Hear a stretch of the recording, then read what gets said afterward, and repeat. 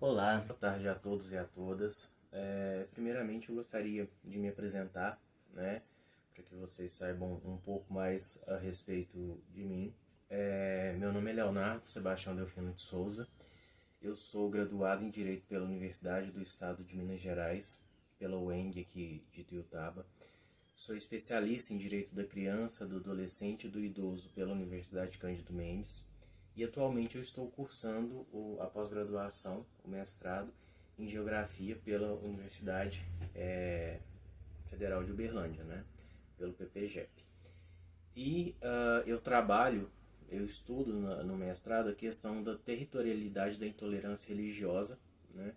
A questão da resistência cultural e o preconceito, tanto contra a Umbanda quanto contra o Candomblé aqui na cidade de Ituiutaba. Então, o objetivo do estudo é especificamente analisar, né, como que acontece essa questão da intolerância religiosa contra essas duas religiões de matriz afro-brasileira, né, Umbanda e o Candomblé, aqui na cidade. Como que isso se dá, como que ocorre, quais são as formas, né, de intolerância, seja ela através de algum tipo de agressão verbal, física, psicológica e assim sucessivamente. Então, esse é o objeto do estudo do mestrado.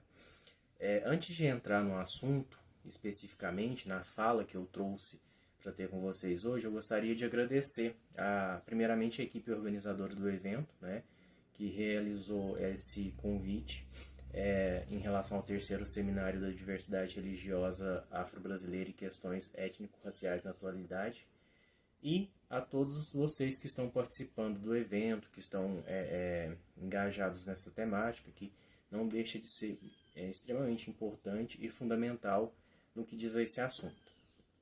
Eu dividi a fala em basicamente 3 pontos específicos, né? O tempo é um tempo curto, e aí, inicialmente, eu vou falar um pouco a respeito do Estado laico e da intolerância religiosa. Depois a gente vai discorrer um pouco a respeito da trajetória, né, dessas constituições federais que a gente teve aqui no país, para poder entender um pouco como se deu essa construção constitucional a respeito do assunto. E por fim eu vou falar brevemente a respeito do posicionamento do STF a respeito da questão do sacrifício de animais. Então eu dividi a fala nesses 3 pontos para tentar trazer um pouco dessa questão jurídica a respeito do tema, né? No que tange essa questão da intolerância religiosa e da resistência cultural e do direito à liberdade religiosa. Né? A primeira coisa que a gente tem que deixar bem claro, né, é que falar a respeito do Estado laico e sobre a questão da intolerância religiosa não é uma tarefa das mais simples, né, uma vez que envolve diversos elementos e cada um desses elementos tem grande importância perante a complexidade do tema. Então, é um assunto complexo, é um assunto profundo, é um assunto muito denso, né?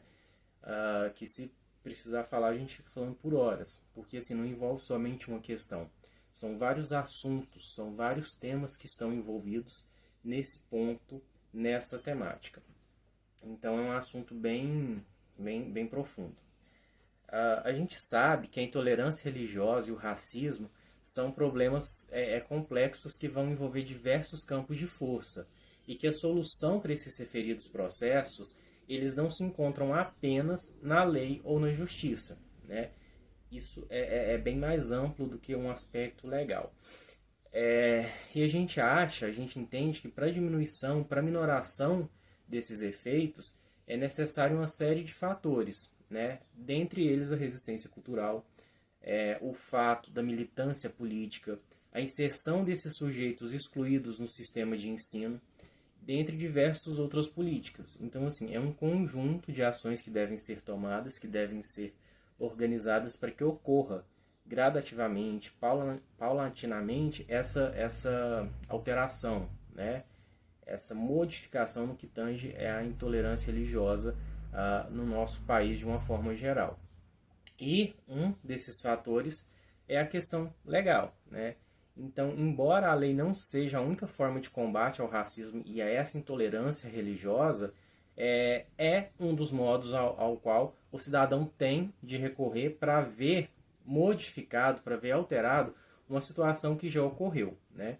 Então, tem uma determinada situação e a pessoa pode buscar a lei, pode buscar o judiciário para reparar uma situação que já aconteceu, que já ocorreu, né? O primeiro ponto que eu separei para vocês, ultrapassando essa introdução, foi a questão da trajetória histórica das constituições aqui no Brasil. Eu resolvi falar a respeito disso porque, para a gente entender um pouco o presente, é necessário a gente voltar os olhos para o passado e analisar como que essa situação ocorreu desde a primeira Constituição, que foi lá em 1824, né?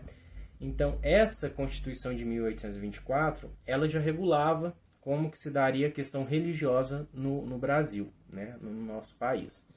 É muito importante a gente destacar que o Brasil, nesse ano, dessa primeira Constituição de 1824, era um dos maiores países escravagistas do mundo, né? Então, assim, tinha essa questão escravagista muito forte aqui no nosso país, né? Logo na parte inicial da Constituição de 1824, a gente pode perceber que o Estado era claramente confessional, ou seja, o Estado ele tinha uma religião declarada, ele tinha uma religião instituída, que era a Igreja Católica Apostólica Romana, tá? Eu acho interessante a gente deixar destacado que aqui não está sendo feito nenhum juízo de valores e nenhuma ou crítica ou algo a respeito, né? Nós estamos analisando os fatos da forma como eles ocorreram, tá? E aí, quando a gente para analisar qual que foi o motivo, quais foram os motivos, melhor dizendo, que levou o Estado brasileiro a declarar a Igreja Católica Apostólica Romana como a igreja oficial, a gente tem que se lembrar que na Europa a aceitação da Igreja Católica Apostólica Romana era muito grande, né? E ela era tida como a religião dos brancos, dos europeus e do povo tido como civilizado, além do fato de ser a religião oficial de Portugal, né? Então o Brasil também, partindo desse princípio, ele toma a religião católica como oficial e, levando em consideração esse fato de ser uma religião do povo branco, do povo europeu e do povo civilizado, ela passa a ser a religião oficial. A partir daí a gente já para e pensa que as religiões de origem afro-brasileira, elas eram vistas como religiões não oficiais ou não instituídas, né? É interessante a gente pontuar isso.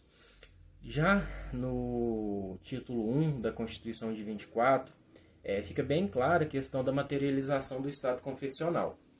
Lá ele traz sobre a rubrica sobre a seguinte rubrica, né? Do Império do Brasil, seu território, governo, dinastia e religião. E logo no artigo 5º da Constituição de 1824, ele disciplina que a religião católica apostólica romana continuará a ser religião do Império, que já era a partir do momento que Portugal oficialmente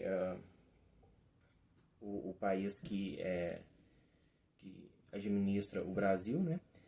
E todas as religiões serão permitidas com seu culto doméstico ou particular em casas, destinadas especificamente para isso, né? Sem alguma forma exterior que pudesse identificar essa situação.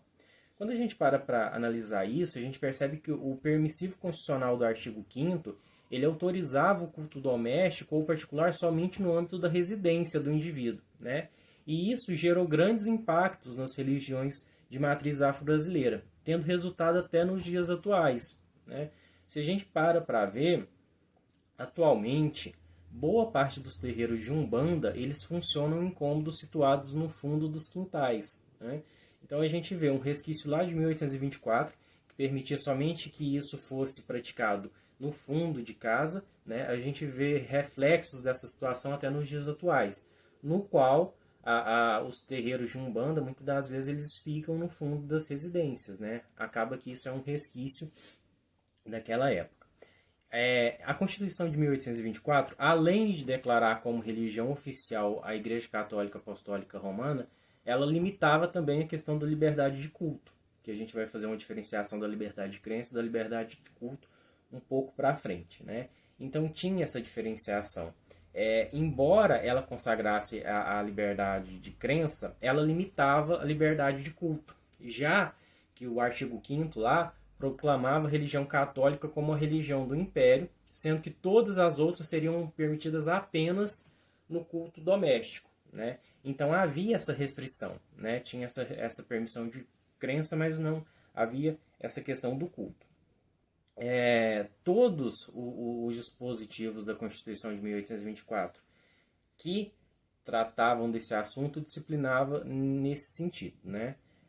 O caput do artigo 179 da Constituição de 1824, ele determinava que a inviolabilidade dos direitos civis e políticos tinha por base a liberdade, a segurança individual e a propriedade, sendo garantido no inciso 5º do artigo 179, que ninguém poderia ser perseguido por motivo de religião, desde que respeitasse a religião instituída, né, que é a religião católica apostólica romana, bem como não ofendesse a moral pública. E aí, quando a gente fala nessa questão de moral pública, a gente entra na seguinte situação de um conceito aberto, né? Porque o que seria algo moral? O que seria essa moral pública, né? Que seria um ponto aí que daria para se discorrer longamente também. Então, a Constituição de 1824, ela reconhece que a religião oficial do Brasil é a Igreja Católica Apostólica Romana e assegura a não perseguição aos adeptos a outras religiões, desde que esses não desrespeitassem a Igreja Católica e realizassem os seus cultos no interior das suas residências. Então tinha essa ressalva aí. Depois da Constituição de 1824, a gente tem a Constituição de 1891, que foi a primeira Constituição elaborada após a proclamação da República, né, que ocorreu lá em 15 de novembro de 1889. Então a proclamação acontece em 15 de novembro de 1899 e logo em seguida, em 1891, tem essa Constituição que é considerada como a primeira Constituição elaborada após a proclamação. Na Constituição de 1891 foi consagrado a liberdade de crença e de culto no artigo 72, parágrafo 3º. E lá vem estipulando que todos os indivíduos e confissões religiosas poderiam exercer de forma pública e livre o seu culto, associando-se para esse fim. Então, essa Constituição ela tem uma modificação significativa em relação à Constituição de 1824, porque ela altera substancialmente essa liberdade, né? Ela deixa de considerar a Igreja Católica como religião oficial e passa a permitir o culto das outras religiões. Então ela consagra tanto a liberdade de crença como a liberdade de culto, ao contrário daquela Constituição inicial de 1824, que proibia o culto público, né, das demais religiões, sendo permitido apenas o culto da Igreja Católica, da Igreja Católica Apostólica Romana. É importante a gente destacar que, depois da Constituição de 1891, todas as constituições que sucederam esta, elas seguiram o mesmo pensamento, a mesma orientação. Então, a Constituição de 1934, a Constituição de 1937, a Constituição de 1946, a Constituição de 1967, a Constituição de 69, que alguns consideram como uma emenda constitucional e não como uma Constituição em si, e, por fim, a nossa atual Constituição, que é a Constituição de 1988. Né? Então, todas essas constituições elas seguem a mesma forma de pensar, o mesmo ordenamento.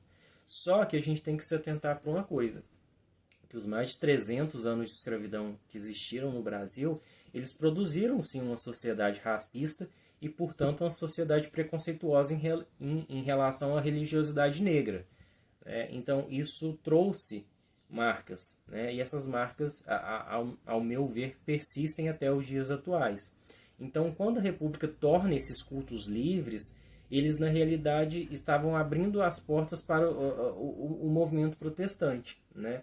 Então, quando a Constituição Federal vem, em 1891, e promove essa permissão, ela está permitindo, em verdade, esses cultos protestantes, né? Que também eram cultos cristãos, né? Então, a gente passa a perceber, a partir dessa afirmativa, que as religiões politeístas elas teriam a mesma prerrogativa, né, que a religião católica, o que por si só geraria outra discussão, né? Em que medida que isso seria ou não possibilitado e permitido. É importante a gente mencionar que a primeira Constituição republicana trouxe mais laicidade ao Estado, né? Só que isso não quer dizer que, de fato, deu liberdade aos cidadãos, né? Uma prova muito interessante da gente parar para analisar esse caso é que nos dias atuais, né, decorridos aí décadas, o que a gente vê é a questão do ensino religioso nas escolas, né? Que por mais que o Estado seja um Estado laico, a gente tem esse ensino religioso aí atrelado a uma determinada religião ministrado nas escolas.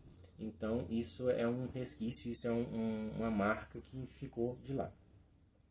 Além dessa liberdade de culto trazida pela Constituição de 1891, essa mesma Constituição disciplinou lá no artigo 11 que seria vedado aos Estados e à União estabelecer, subvencionar ou embaraçar o exercício de cultos religiosos, proibindo dessa forma a intervenção estatal tanto no estabelecimento quanto na subvenção dos cultos, né? E, consequentemente, também embaraçar o exercício dessas manifestações religiosas.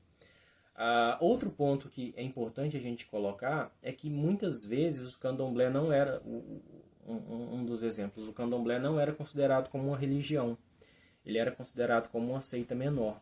E muitos, utilizando dessa afirmativa, tentavam tirar a legitimidade, né? Como não é religião, como é uma seita, não teria os mesmos direitos constitucionais assegurados, né? Quando, na verdade, a gente tem que combater de forma contrária, né? Tentando legitimando, melhor dizendo, essa questão do candomblé como religião, né? O candomblé, a umbanda e todas as demais religiões de origem afro-brasileira. Então é muito importante a gente deixar isso bem claro. Outra coisa que merece destaque, merece ser falado com vocês, é a questão do decreto 119A, lá de 7 de janeiro de 1890. Porque foi esse decreto que proibiu a intervenção das autoridades federais e dos estados em matéria religiosa, consagrando a plena liberdade de culto e extinguindo o padroado, né? Esse decreto ele vem e acaba extinguindo as regalias usufruídas do ponto de vista legal pela Igreja Católica, né? Então esse decreto também é um decreto muito importante, o decreto 119A de 7 de janeiro de 1890. As constituições federais subsequentes à primeira Constituição de 1891 então seguiram o mesmo posicionamento no que diz respeito à adoção do Estado laico e a liberdade, tanto de crença como a liberdade de culto. Outro ponto que eu trouxe para comentar com vocês é a questão do Decreto-Lei 1202, de 8 de abril de 1939, que foi assinado à época por Getúlio Vargas, né? Através desse decreto-lei foi permitido o funcionamento das religiões de origem afro-brasileira. Então ele vem e legaliza, através de um decreto-lei, essa situação. Fora os problemas enfrentados com a polícia, os adeptos do candomblé, os fiéis do candomblé e da umbanda, eles enfrentavam diversos problemas como a discriminação de gênero, o preconceito, a exclusão social, dentre outros, né? Sendo que referida perseguição, ela ocorria pelo Estado, né? E não havia nenhum óbice legal para isso. Tinha a questão da Constituição, a partir de 1891, tornar o Estado laico, mas mesmo assim ocorria essa perseguição. Então o decreto 1200, ele permite, nível infraconstitucional, o funcionamento dessas religiões de umbanda e de candomblé, né? Então é muito importante a gente citar e a gente lembrar também desse dispositivo constitucional.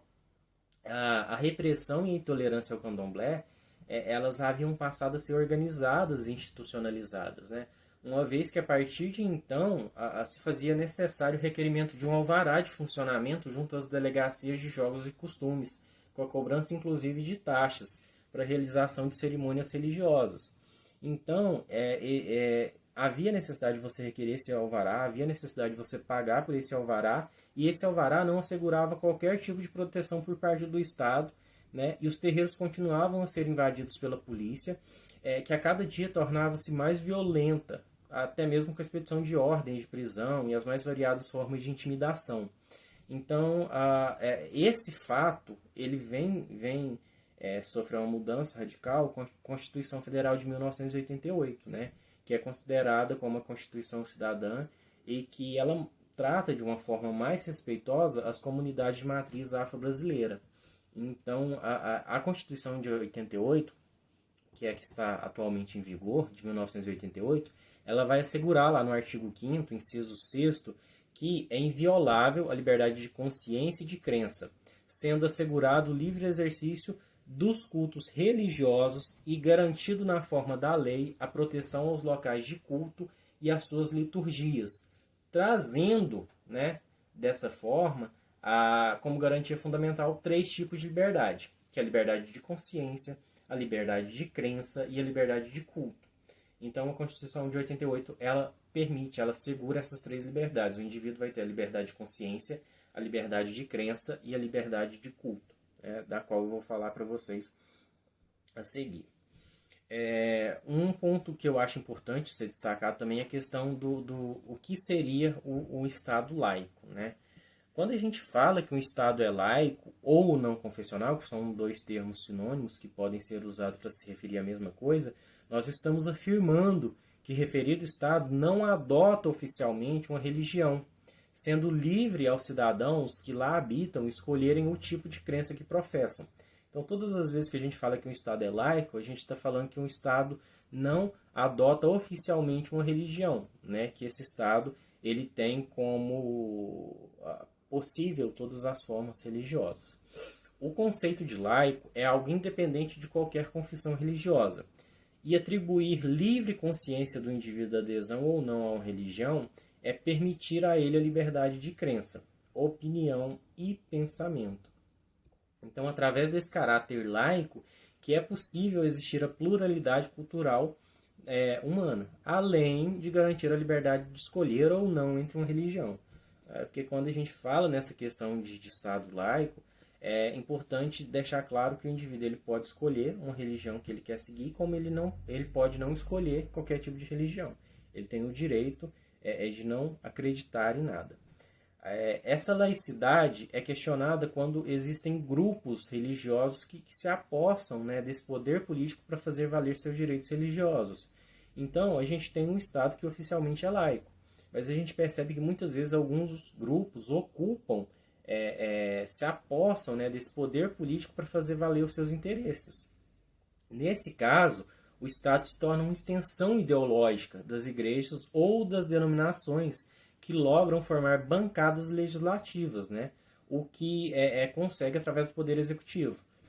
Porque a gente tem que ficar atento que as leis vêm através do Poder Executivo, né? E muitas das vezes determinados grupos religiosos se apossam do Poder Executivo do Poder Legislativo, perdão, se apossam do Poder Legislativo para poder legislar de forma efetiva, de uma forma ou de outra, garantir determinadas regalias ou determinados direitos para uma ou outra denominação religiosa. Então, quando a gente fala que o Estado é laico, a gente tem que ficar muito atento para essa situação, né, para essas pequenas modificações, para essas pequenas transformações que produzem, sim, efeito na sociedade. Então, o fato do Estado ser laico só pode ser questionado a partir dos atos do Estado e não somente pelo fato de haver intolerância religiosa, né?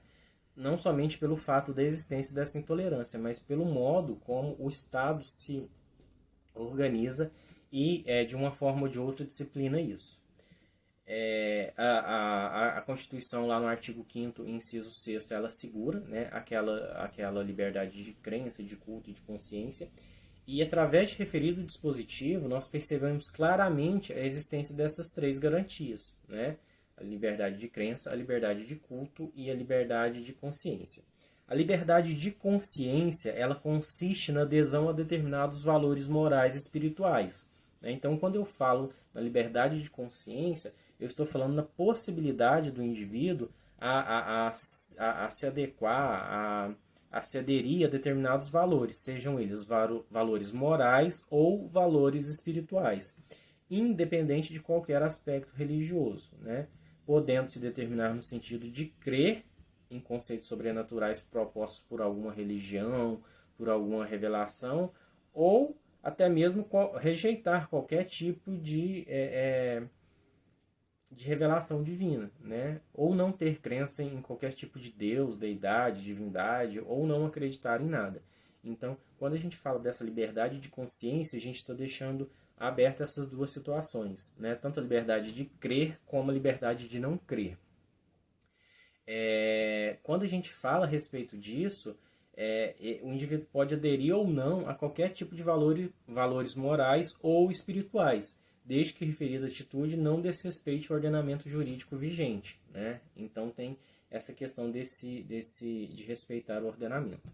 Por outro lado, a gente tem a questão do indivíduo, na liberdade de crença, poder escolher a religião, a liberdade de aderir a qualquer seita e a liberdade ou o direito de modificar de religião. Então eu tenho o direito tanto de escolher uma religião como o direito de modificar, de alterar essa religião, né? Mas é bom a gente ressaltar que o direito de escolha dessa religião, o direito de optar por uma determinada religião, não permite que o indivíduo desrespeite a religião alheia, né? Então, quando eu tenho assegurado a minha liberdade de crença, isso não significa que eu desrespeite a liberdade de crença do outro, né?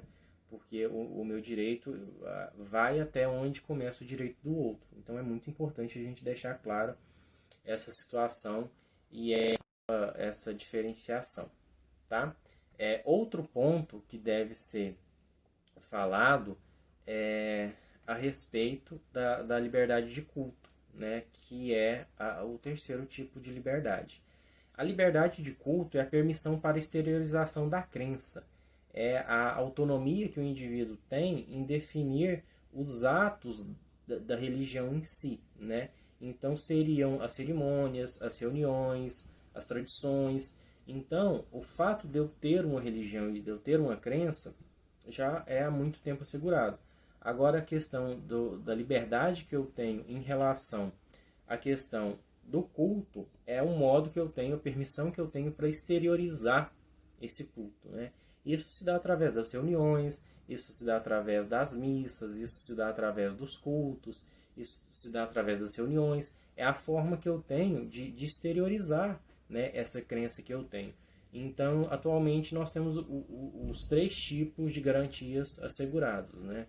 Esses três tipos, liberdade de consciência, liberdade de crença e liberdade de culto, elas são protegidas aí e podem ser exercidas de forma plena. E aí entra naquela questão que a gente pode problematizar em relação às religiões de origem afro-brasileira, né? O quanto essa liberdade de culto, o quanto essa garantia constitucional, ela é respeitada ou não pelos outros, né?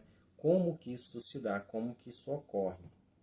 Então, assim, essa liberdade, ela permite ao indivíduo manifestar, exteriorizar a sua fé, né? E isso seria ou não respeitado pelas demais pessoas, pelos demais indivíduos, né? Quando a gente fala em cercear ou restringir qualquer modo de culto nos terreiros, tanto de Umbanda, como Candomblé, como das outras religiões de matriz afro-brasileira, a gente está falando de uma forma de desrespeitar o direito constitucional à liberdade de culto, né? Sendo que qualquer coisa que venha diminuir ou restringir esse direito é uma afronta ao direito do indivíduo de determinadas religiões de exercer o direito pleno à sua crença, né? Um ponto importante da gente ressaltar também lá no artigo 5º, inciso 7º, né, que assegura a prestação de assistência religiosa a pessoas internadas em entidades civis e militares, né? O artigo 5º, inciso 7º da Constituição, ele traz que é assegurado, nos termos da lei, a prestação de assistência religiosa nas entidades civis e militares de internação coletiva. Então, o que acontece? O indivíduo ele tem direito de ter assegurado essa liberdade, né? Tanto em hospitais, em cadeias, em penitenciárias. Então, esse direito à liberdade, ele é ampliado também para esses lugares, né? E isso muitas das vezes acaba também sendo desrespeitado, né? A pessoa, não é porque a pessoa perdeu o direito à liberdade, que ela está, por exemplo, dentro de uma penitenciária, que ela não vai ter o direito dela à crença, não vai ter o direito ao culto, não vai ter o direito à liberdade religiosa, né? Porque o direito que está cerceado ali é o direito à liberdade, não os demais direitos. Então é muito importante a gente ficar atento a essas questões que muitas das vezes podem passar desapercebidas, né? Podem passar batido. Só uma legislação que é interessante citar, que eu acho importante ser falado aqui também, é a questão do Estatuto, né, da Igualdade Racial, que é a Lei 12.288, de 20 de julho de 2010. Essa lei, ela traz uma série de benefícios, de benefícios não, perdão, uma série de proteções para a população de origem afro-brasileira, né? Então a gente vê lá uma série de situações que são regulamentadas, né? E até no artigo 1º, ela traz algumas definições, né? Traz a definição, por exemplo, de discriminação racial ou étnico-racial, né? Que a lei trata como toda distinção, exclusão, restrição ou preferência baseada em raça, cor, descendência ou origem, seja ela nacional ou étnica, que tenha por objeto anular ou restringir o reconhecimento, o gozo ou exercício em igualdade de condições dos direitos humanos e as liberdades fundamentais nos campos políticos, econômico, social, cultural ou em qualquer outro campo da vida pública ou privada. Um outro conceito que o Estatuto também traz é o Estatuto da Desigualdade Racial, né, que ele classifica, ele conceitua como toda situação injustificada de diferenciação de acesso e fruição de bens, serviços e oportunidades tanto na esfera pública quanto na esfera privada, né, em virtude da raça, da cor, da descendência ou da origem ou da etnia, né. Um terceiro conceito que eu acho bem interessante, que traz o Estatuto, é o conceito de desigualdade de gênero e raça, que lá trata como uma simetria existente no âmbito da sociedade que acentua a distância social entre mulheres negras e os demais segmentos sociais, né? Aí tem outros conceitos lá tratados, como população negra, política pública, traz uma série de conceitos disciplinados por determinado estatuto. Por fim, eu acho interessante a gente falar de um ponto atual, né, que foi decidido no ano passado, a respeito do posicionamento do Supremo Tribunal Federal em relação ao sacrifício, a sacralização de animais, né? É algo recente e é algo que eu trouxe para fechar a fala e para a gente comentar brevemente, né? Em 28 de março de 2019, esse processo ele foi analisado, né, e ele foi julgado. O processo é um recurso, o recurso extraordinário número 494.601. Então, 494.601, 494.601. E o que acontece nesse recurso? Esse recurso, o processo original lá do Rio Grande do Sul, né? Ele chegou ao Supremo Tribunal Federal em razão de um recurso impetrado pelo Ministério Público do Rio Grande do Sul, que tinha por objetivo reformar uma decisão do Tribunal de Justiça, do TJ lá do Rio Grande do Sul, que havia autorizado que as religiões de matriz afro-brasileira praticassem, né, desde que sem excesso, sacrifícios de animais em práticas espirituais, sem que isso fosse considerado crime contra a fauna, né?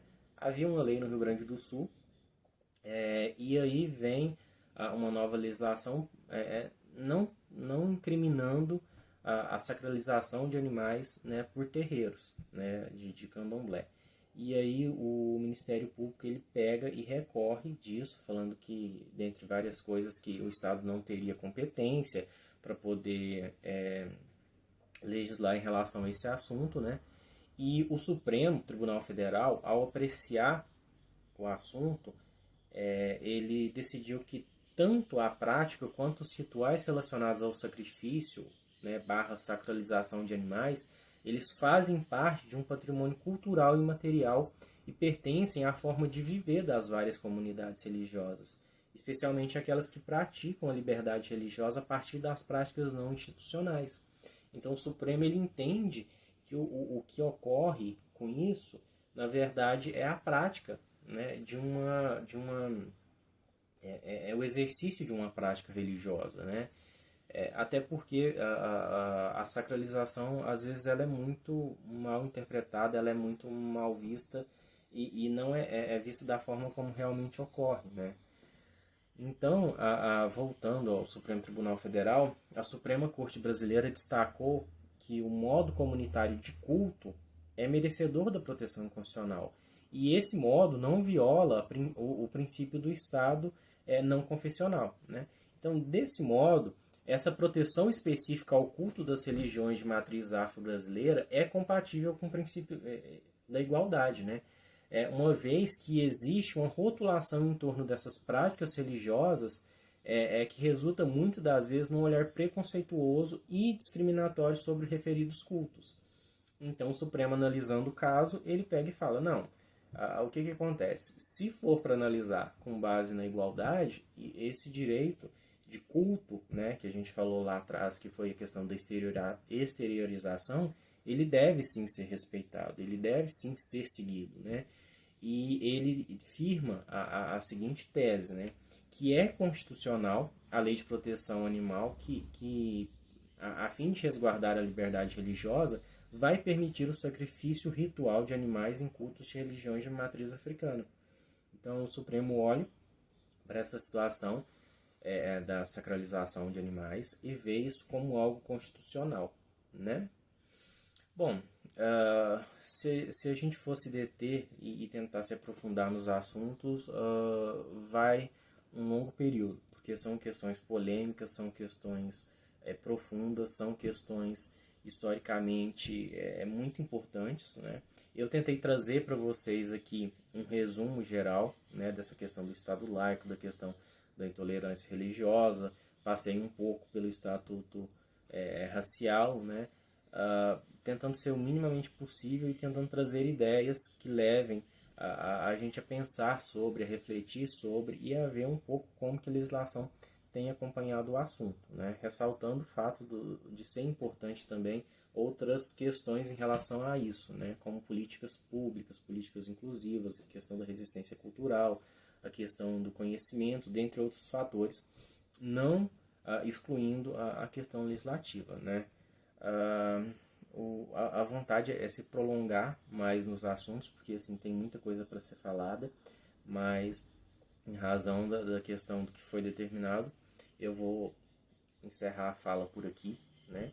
Eu gostaria novamente de agradecer muito a equipe organizadora do evento e agradecer a todos que participaram, que estão presentes, que estão participando desse evento, que de sobremaneira ele é muito importante, né? Principalmente em referido à temática, principalmente em referido ao assunto, né? Eu me coloco à disposição, desde logo, para qualquer dúvida, para qualquer esclarecimento, se vocês quiserem me entrar em contato para a gente falar a respeito, é um prazer muito grande, tá?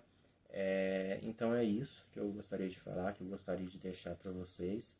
E eu agradeço mais uma vez a todos, tá? Muito obrigado.